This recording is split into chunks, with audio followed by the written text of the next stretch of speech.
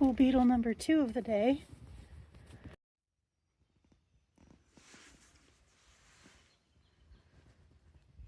My pink champagne currant is waking up. I'm hoping to get my perennials in the ground the next week or so. I'm glad it survived the move okay. And it's enjoying our little foray into spring. Hopefully spring sticks around. All right, so I have all my shelled peanuts here. So I'm gonna soak them for about 24 hours, which is good timing because I have to go get some more soil tomorrow before I plant them. I have these grow bags. I thought when I bought them that they were 5-gallon because that's what the package said. But as it turns out, they're 2.5-gallon, and because there's 2 in each package, it's a 5-gallon, which I think is shiesty marketing, personally. But anyway, I'm gonna get soil for these tomorrow, and then I'll be able to plant probably 4 peanut plants in each one. They're pretty nice sized across. I'll see how I feel once I have them in there, but then I also have some other large pots to put these peanuts in. And part of the reason I'm planting them in containers is because they need to stay inside for a while, and they have a really long time to germination and also a really long time to harvest. So I need to start them now so that they'll actually be ready by the end of the season. All of my starts got here today, and these are all perennials that I'll be harvesting from for quite a while. So I do want to get those in the ground as soon as possible. They can all go outside right now.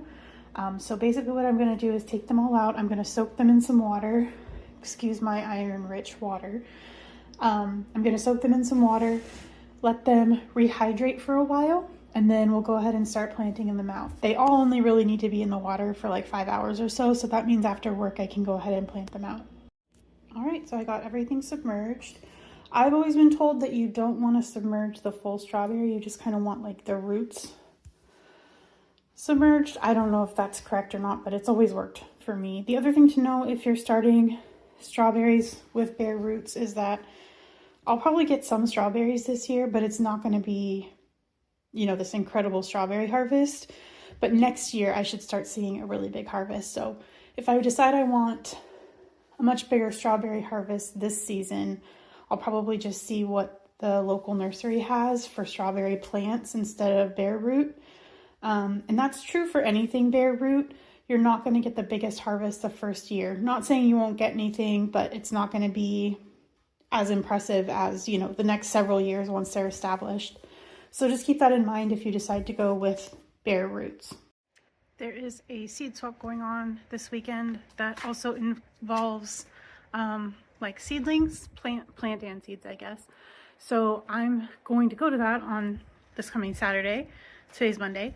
So I am dealing with all of my extra tomatoes right now. I'm getting them all potted up into their own pots and getting all of them labeled so that I can bring those to the swap and see what there's available. I'm going to go through my seeds and things too, just in case there's some that I maybe didn't love or that I don't think I'll use again, and bring those with me too. But right now I'm just going to be potting these tomatoes up. So I have all my soil over here, and I've got these started to fill up, and I am going to be labeling these with the types and getting them all moved over.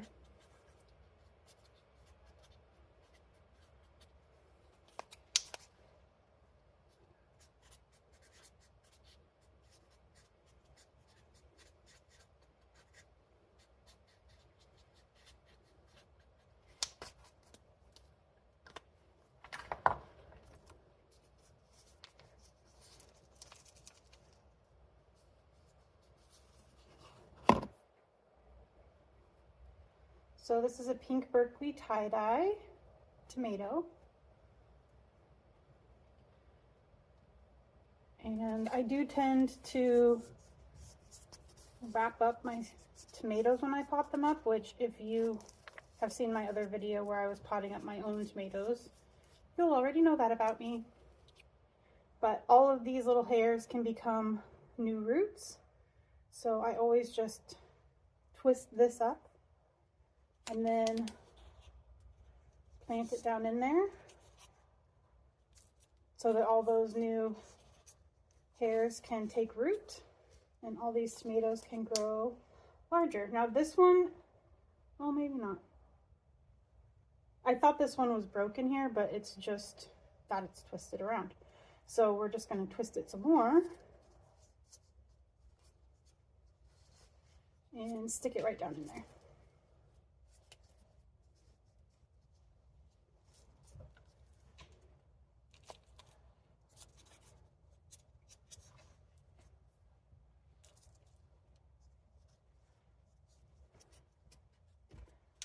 All right, just going to go ahead and get the rest of these done.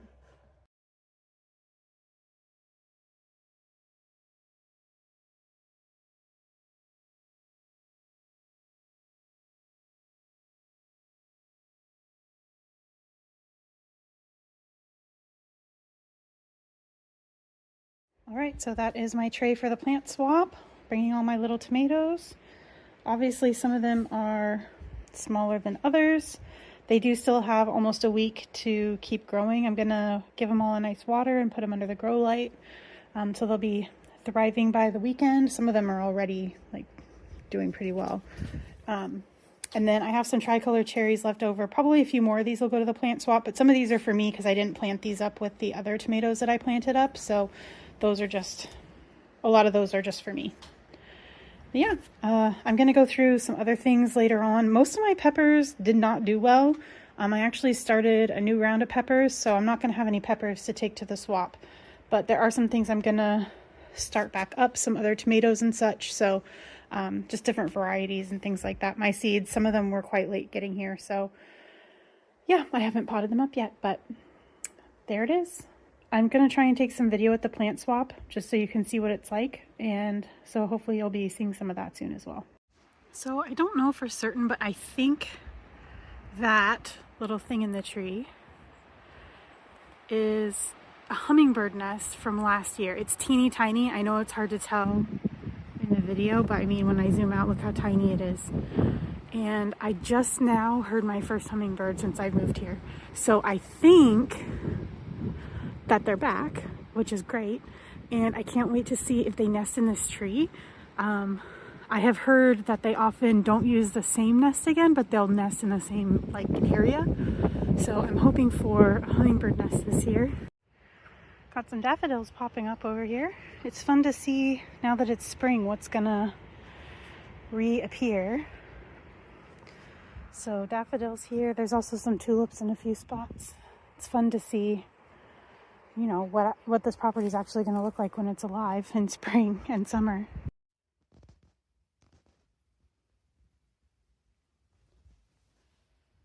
Been a few days now since I got all my potatoes cut up, and you can see they're starting to dry out and scab over, and that's what we want.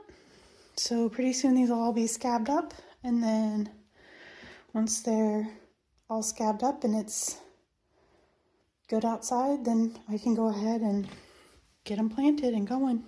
If you look behind me here at this cardboard, you can see it has been absolutely pouring rain. It is slowing down now. We are supposed to get a bit more, but because it's rained, all the beds are in really good condition since the soil's in them to go ahead and plant some greens. And I'm also going to be putting my onion starts that I'm putting back here. Sorry, onion sets that I'm putting back here in. So I'm going to go ahead and get going on some of this planting while there's a bit of a break in the rain. And then that rain is going to help all these seeds get settled in so that they can start germinating properly. And mostly what I'm planting back here is just lettuces. So they'll be fine in the cooler weather as well. These are the lettuces I'm going to be planting today. And I'm going to get these in the ground so that in a couple of weeks I can plant a succession of more varieties so that I have greens to last throughout the season. I want to get these going early because they'll bolt in the hotter weather.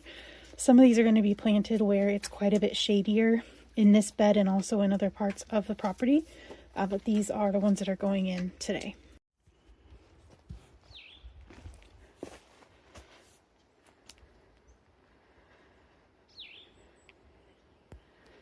I got this little berry area set up today. Moved all these rocks, filled it up with nice soil and compost. The elderberries are really thriving back here. And I also added my 2 little blueberry bushes that I brought from my last property.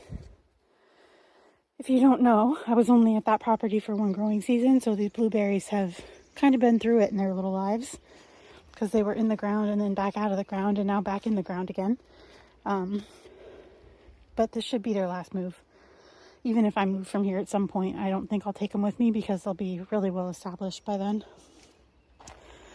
But I didn't want to crowd the elderberry, so I just put in those 2 little blueberries. And then I've got a champagne currant here that is leafing out and really enjoying itself. I'm going to plant some onions in that bin over there. I'm getting these little pots ready and set out for more peanuts. And then this is my Saskatoon serviceberry, whatever you want to call it. So I've just got a little perennial here and a perennial over there, and then the rest of this will be annuals. But yeah, that's the progress for today. Oh, I also have this wire fencing set up. Obviously it still needs to be filled and this whole corner needs to be cleaned out, but I think that, well, I don't know. I have it set up there mainly because I was testing, but what I'm going to try and do with that is a potato tower. And I'm not sure that I'm going to leave it right there, but I think it'll be a nice size for a potato tower. I don't like to do giant potato towers because I think they do better if there's less potatoes in them. So I don't do like 57 potatoes in a potato tower. I'll probably do maybe at least 2 layers of 3 potatoes each. Maybe a 3rd layer once I see what it looks like when it's full. But I'm going to be spreading my potatoes out this year because I don't have, you know, nearly as much growing space as I thought I was going to have when I started buying all my garden stuff. So I'm trying to get creative with some of it. But yeah, that's today's progress. Hauling all those rocks over and all the soil back here took quite a bit of time. But yeah, it's getting ready. So this area obviously looks really rough. I do eventually want to plant these perennials here, the ones that are lined up. There's rosemary, lavender, a couple different types of sage, thyme. I think that's everything. There's a couple different varieties of things, but I think that's all the main things that there are. However, I'm hoping to be able to take this siding down sometime before winter and get new siding, but joy of joys, it could be asbestos. So I'm gonna have to get another asbestos test and get this tested. There is a spot that's kind of chipped, so I think it'll be easy to grab that piece and send it off. And that last asbestos test I did for the kitchen wall, I had really good luck with that company, so I'll just use them again. But I don't want to do much yet in this area as far as putting things in the ground until I know what's going on with that, because if it is asbestos, I'm just going to paint it and unfortunately be stuck with it. I don't love it, and not just because of the color, I don't love it. So I am going to just live with it because I got a quote for removing it if it is asbestos, and it'll be like $19,000. So I'll just be painting over the ugly blue. I'll definitely be getting rid of these ugly shutters and getting some nice trim for the window. I also want to get a new window at some point, because although this window is new to the house, it's definitely not a new window, and there is damage between the double panes. Like it gets condensation in there, and it's a crappy window. A lot of things in this house are just crappy. So that's kind of the plan with this space up here. And so if you see it in videos, it's going to look like this for a while, and I really hate that, but I'm just leaving it that way because if I end up taking this down, or if I end up painting it, no matter what I end up doing, this area is likely to get messed up for a bit. So I want to be sure to be able to move all these perennials so that they don't get damaged. And also there's a chance some of them won't come back because some of them are looking a little rough. So we'll have to see how they do. I may have to start some of those things over again. So I've put in another bed. Obviously I need more soil to fill up the second half of it over there. These are my asparagus starts after being soaked, so they're not as dry. And you want to do that before you put them in the ground. Now I'm probably, not going to get asparagus for a few years. This is a long game. But I'm going to go ahead and plant my asparagus here. And then once I have dirt on this side of the bed, these are all my strawberries. My strawberries are going to go all the way around the outside of this bed. And a big reason for that is that strawberries have shallow roots. And so they grow really nicely with asparagus because asparagus is a deeper rooted type of vegetable. Sorry, it just started raining. So I wasn't expecting that. Anyway, so you just plant these this way, roots down. So we're just gonna kind of plop them in just like that, cover it back up. And we're just gonna do that with all 5. And then I'll bring you back out here tomorrow once I have the rest of the soil in to get the strawberries planted. Okay, all the artichokes are, sorry, not artichoke, asparagus. All the asparagus is spread out in there. And this half of the bed has strawberries around the outside. Those, of course, are going to get big, start to have fruit. I probably will surface sow like some basil or something, maybe some greens, because again, the asparagus isn't going to come up probably for several years. So in the meantime, I can be using the surface soil for other things. But then tomorrow I'm going to get soil for here. I'll put the rest of the strawberries in, and then my rhubarbs are going to go here. And then I'm going to put soil on this side too. So I have 3 rhubarbs. So I'll probably do 2 in the back, 1 in the front, and then have a little bit of space for something else in the front. So that's kind of the plan. I don't think there's anything else to show you. I will show you the garden map because I have planted a lot of stuff out here.